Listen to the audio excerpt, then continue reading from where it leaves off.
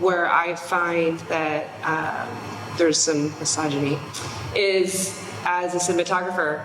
I've literally had people pass me up on jobs because they didn't think I could hold a camera for 12 hours for 20 days in a row and stuff. And I'm still trying to prove myself as a cinematographer to this very day. I mean,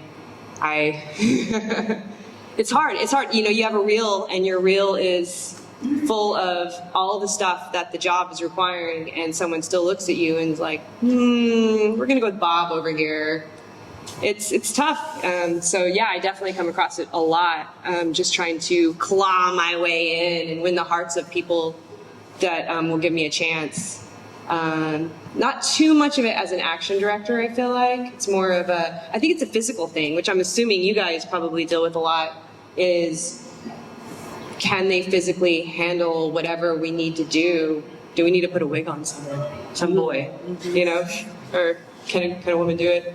Precision driving, I get a lot of people that are like, we have no women drivers out there. Will you drive for us? Stuff like that. No, I shoot the action. I'm not in the action. That's my answer.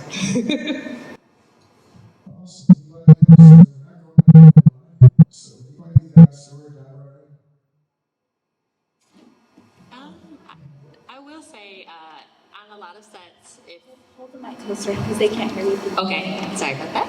I will say on a lot of sets when it's co-ed, there's stuntmen and stuntwomen as well. Coordinators sometimes will ask you, hey, do you mind doing a sayuchi, or do you mind hitting the ground? And they'll ask the females that, but they won't ask the males that as well. So I hate when that happens for us. But I think for the most part, is with my experiences, that any stunt that a male can do, a female can do. There's someone out there, whether it's driving something, a skill set, there's a female who can do it as well. So there should be no reason for that, but it does happen sometimes still. I know my personal experience when I started out in stunt coordinating, I had a situation. And luckily, I train martial arts, so I teach women how to defend themselves. And I had brought someone on board to help, just to help out with the project. And it ended up he was trying to get me removed from the project and trying to intimidate me at the same time. I mean, he came this close to my face when it was just the two of us. And I just remember saying, do you know, I train, I don't just do stunts, I do the real thing, right? So anyway, I had that situation, and I thought, I'm sure I'm not the only woman who's experienced this on set. And hopefully, there aren't any other women out there that ever have to go through that. But come and train. If you ever need to learn how to defend yourself, come and train the real thing. So yeah, it happens, unfortunately. It's just the world that we're in. And that's not everywhere, everyone, but it happens, unfortunately. She's got some stories. Yes. Yeah, seen it. Yes. I got you. You have to call on her, Ben.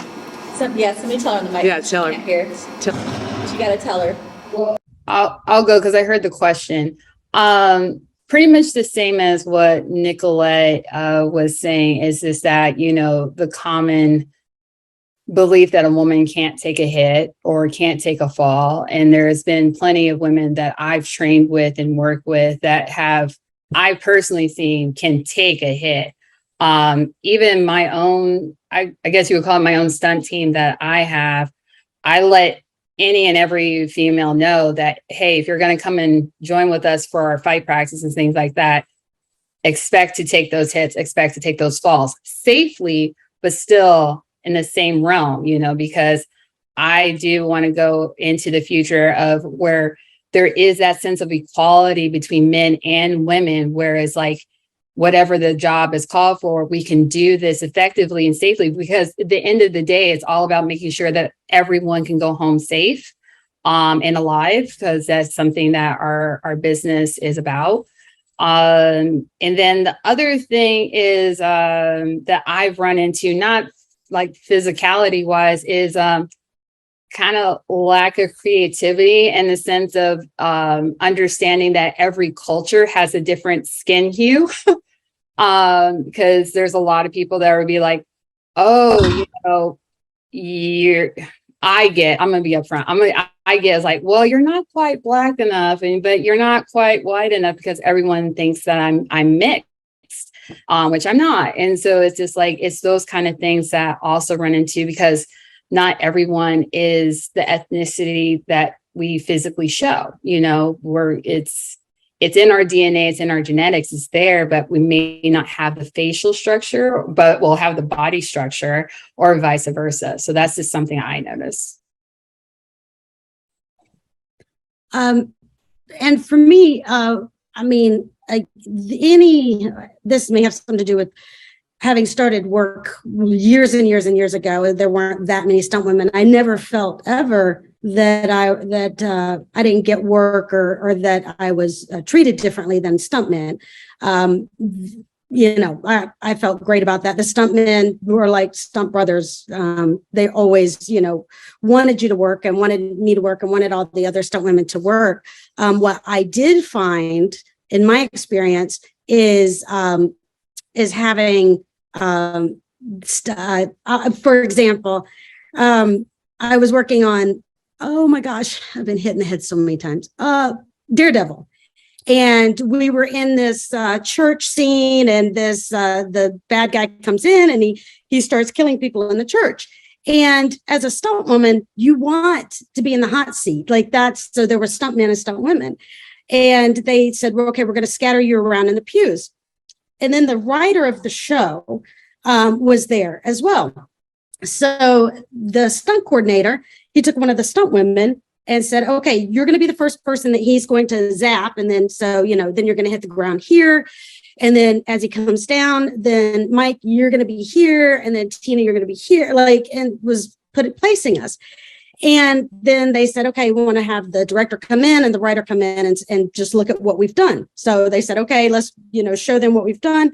So the killer comes in, and the stunt woman, he goes, cha, she goes, pow, and hits the ground. And then the writer goes, whoa, whoa, whoa, whoa, whoa, no, no, no, no, no. And we're like, oh, why? And she goes, I do not want women to be victimized at all. That is not what I'm trying to do here. So I don't want women to be victimized. And we're like, oh.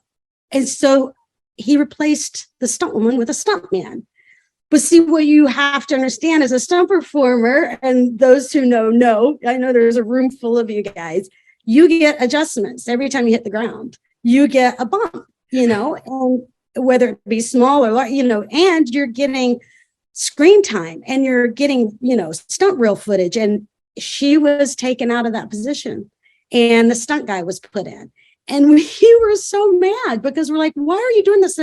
I get what you're saying. You don't want to victimize women. You don't want to portray that. And the way she was saying it to us was like, she was helping us with some cause that we knew nothing about because we wanted to work, So I didn't like that so much. And then when I was working on The Blacklist, I was trying very hard. And I will say this, the stunt men and the stunt coordinators on shows, they tried very hard to get women into these roles as police officers, as SWAT. And I've been with these guys, they're friends of mine, and I've watched them do it. And it comes down to producers and directors and those, upper, positions that are saying no.